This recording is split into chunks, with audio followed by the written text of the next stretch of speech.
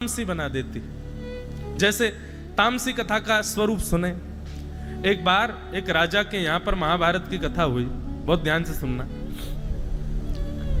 महाभारत की कथा करके ब्राह्मण देवता जैसे ही वापस गए अपने व्यास जी घर पे, पत्नी ने कहा, अच्छा महाभारत की कथा भी 1 महीने की होती है। महाभारत की कथा का विधान भी मास पर्यंत है, 1 महीने तक होनी चाहिए। तो महाभारत की कथा करके 1 महीने बाद व्यास जी लौट करके आए। पत्नी ने आरती पूजन करके घर में स्वागत किया। पत्नी ने पूछा, आ गए कथा करके? बोले जी। बोले आपकी पोथी कहाँ है, महाभारत जी की पोथी? ब्राह्मण देवता बोले, अरे मैं तो वो तो भूल ही आया, वहां पे राजा के यहीं रह गई, रुको मैं अभी जाता हूं, पोथी लेके आता हूं। ब्राह्मण देवता दौड़े दौड़े राजा के यहां गए। जैसे ही राजा के यहां पहुंचे तो द्वार पर ही राजा की बेटी मिल गई। बेटी ने प्रणाम किया, जय हो व्यास जी, आपके चरणों में प्रणाम। आपने तो 1 महीने के लिए हमारे राज्य भवन को वृंदावन बना दिया।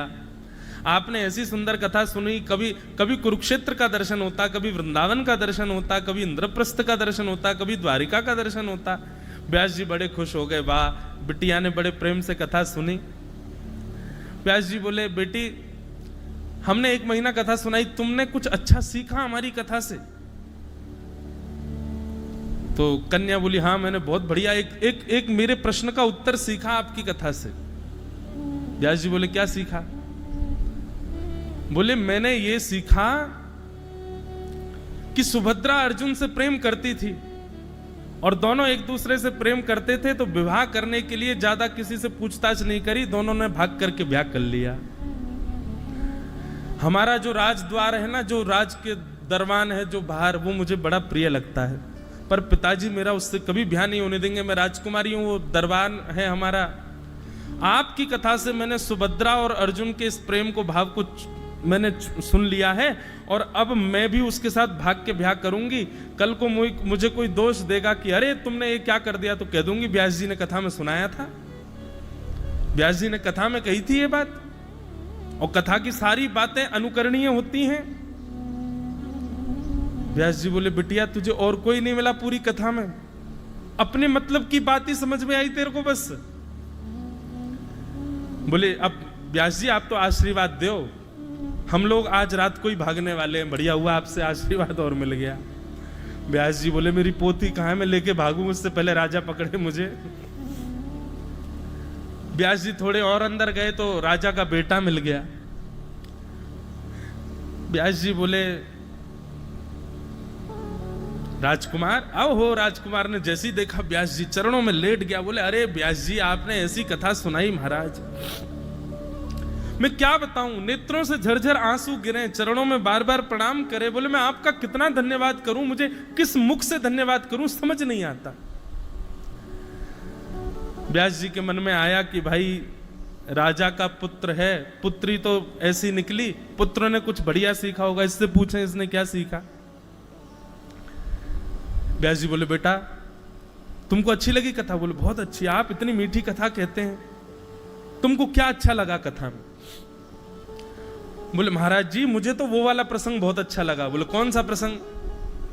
बोले, वो प्रसंग जहां पर आपने कहा था कि कंस पूर्ण रूपेण मथुरा की राज्य गद्दी पर बैठने का अधिकारी था, पर उसका दुष्ट पिता उग्रसेन उसको बैठा ही नहीं रहा था।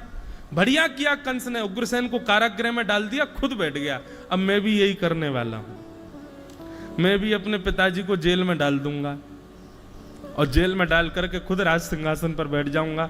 और कोई अगर मुझको आके टोकेगा कि ये तुमने क्या किया, तो मैं कह दूंगा व्यास जी बता के गए थे, कथा में ऐसा ही हुआ था, जो कथा में कहा गया मैंने तो उसका पालन किया है। व्यास जी को चक्कर आने लगे, मेरी पोथी कहाँ है भैया, दे दो, मैं भाग जाऊं यहां से। किन लोगों के बीच में पड़ गया मैं। व्यास जी थोड़े और आगे गए तो रानी मिली। रानी ने खूब चरण पहाड़े, अरे व्यास जी जय हो जय हो जय हो, आपके पुनर्दर्शन हो गए, आप कथा सुना के गए, खूब बहु प्रशंसा की। आपकी कथा ने मेरी ग्रंथियां खोल दी, आपकी कथा ने मेरे मेरे मेरे सारे संशयों का समाधान बता दिया।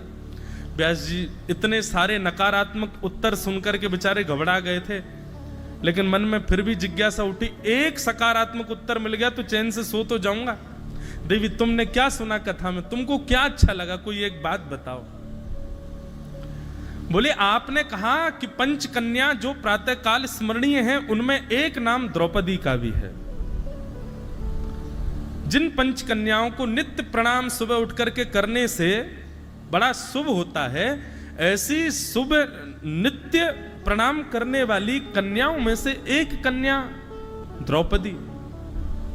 और वो द्रौपदी पंच कन्याओं में इसलिए है क्योंकि उसके 5 पति हैं। मेरा भी एक पति से मन भर गया है, अब मैं भी सोच रही हूं कि मैं भी 2-4 ब्याह और कर लूं। व्यास जी बोले मेरा बीपी लो हो रहा है, मुझको जाने दो यहां से, मेरी पोती कहां है।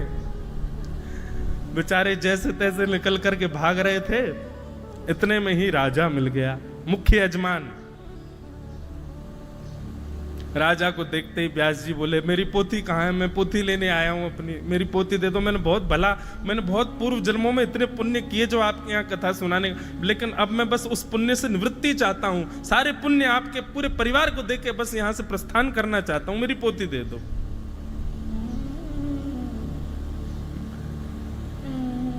राजा ने कहा व्यास जी ऐसे थोड़ी विराजिए, हम जानते हैं आप किस उद्देश्य से आए हैं। राजा को लगा ये दक्षिणा ज्यादा मांगने आए, हमने कम दे दी थी। व्यास जी ने कथा सुनाई है, और कथा सुनाने के बाद में अब दक्षिणा तो हमने लिफाफे में बंद करके दे दी जो देनी थी। इनको कम लगी होगी तो किसी बहाने से दोबारा लेने आए हैं। अब राजा ने ऐसा सोचा, व्यास जी को बैठा दिया। व्यास जी बैठ गए। राजा बोले देखिए मुझे सब पता है आपके मन में क्या भाव चल रहा है, पर मैं आपकी कथा से ही सुनी गई एक बात आपको कहना चाहता हूं। व्यास जी बोले मेरे मन में कोई भाव नहीं है राजन, तुम कुछ और मत सोचो। बोले नहीं नहीं मैं सब समझ गया हूं। मैंने तो आपकी कथा में दुर्योधन को अपना गुरु बनाया। अरे ब्राह्मण की क्या कहें, संत की क्या कहें, स्वयं भगवान उसके सामने आ गए थे कि 5 गांव दे दो पांडवों को, पर दुर्योधन ने स्पष्ट कह दिया सुचग्रैव न दास्यामि बिना युद्धेन केशव, सुई के नोक के बराबर जमीन भी बिना युद्ध के नहीं दूंगा। व्यास जी लिफाफे में जो दक्षिणा दी है उसी को ही मान्य मानिए, उससे अतिरिक्त यदि लेना चाहते हैं तो युद्ध करिए और हमसे दक्षिणा ले जाइए। व्यास जी बोले भैया तुम्हारे युद्ध तुम अपने पास रखो, और सुनो हमारी पोथी भी तुम अपने पास रखो, हम दूसरी ले लेंगे, यहां से जाने दो। इसको कहते हैं तामसी कथा। कई लोग आजकल ऐसी एक बात मैं कह दूं मन में आ रही है, कोई अन्यथा मत लेना, आजकल युवा आते हैं कथाओं में, बहुत युवा आते हैं। महाराज जी अभी थोड़ा प्रचलन बदल गया है, वो मुझे बहुत अच्छा लगता है, पर कहीं ना कहीं, सब नहीं पर कहीं ना कहीं कुछ प्रतिशत युवा केवल इसलिए कथा सुनते हैं कि उनके प्रश्न का उत्तर मिले, उनका जो संशय है उसका समाधान मिले। केवल जिस स्थिति परिस्थिति से वो गुजर रहे हैं उसका समाधान, अगर इस समाधान मैं जिस परिस्थिति में हूं या मेरा जो संशय है, मेरा जो प्रश्न है, बस उसी के लिए मैं कथा में बैठूं, अन्यत्र उसके अतिरिक्त कोई चर्चा हो तो उसको अनसुना कर दूं, तो यह कथा भी तामसी बना देगी कथा को। ये तामस स्वरूप है कथा का। बंधुओं कथा में तो खाली घड़े के भांति बैठो, व्यास रूपी प्याऊ को अवसर दो आपके उस घट को भरने का। पहले से ही उसमें बहुत सारी जिज्ञासाएं, पहले से ही बहुत सारे भाव, पहले से ही अत्यंत ज्ञान भर करके बैठेंगे। व्यास अपना भाव कहां उड़े लेगा, वो तामसी हो जाएगा, छलकेगा बाहर जो भी डालेगा। इसलिए कथा में तो शून्य होकर के बैठो, ना कोई जिज्ञासा, ना कोई भाव, ना कोई प्रश्न, ना कोई संशय, बस प्रेम भाव से बस श्रवण के लिए बैठो। यहां कहीं कहीं हर एक अक्षर, हर एक भाव आपको सुदृढ़ करने के लिए है। इस भावना से कथा में विराजमान हो, नहीं तो कथा का तामसी रूप हो जाएगा। तो यहां पर वर्ष भर की कथा को तामसी नहीं कहा गया है, यहां पर कथा में होने वाले आलस्य और अश्रद्धा को तामसी बताया गया है। इसलिए चाहे मास पर्यंत हो, चाहे सप्ताह पर्यंत हो, चाहे वर्ष पर्यंत हो, यदि अश्रद्धा और आलस्य युक्त होकर के आप कथा में प्रवेश करेंगे तो तामसी बन जाएगी। और तामसी का स्वरूप क्या होता है? तामसी से कुछ बुरा नहीं होगा, पर हां कुछ अच्छा भी नहीं होगा।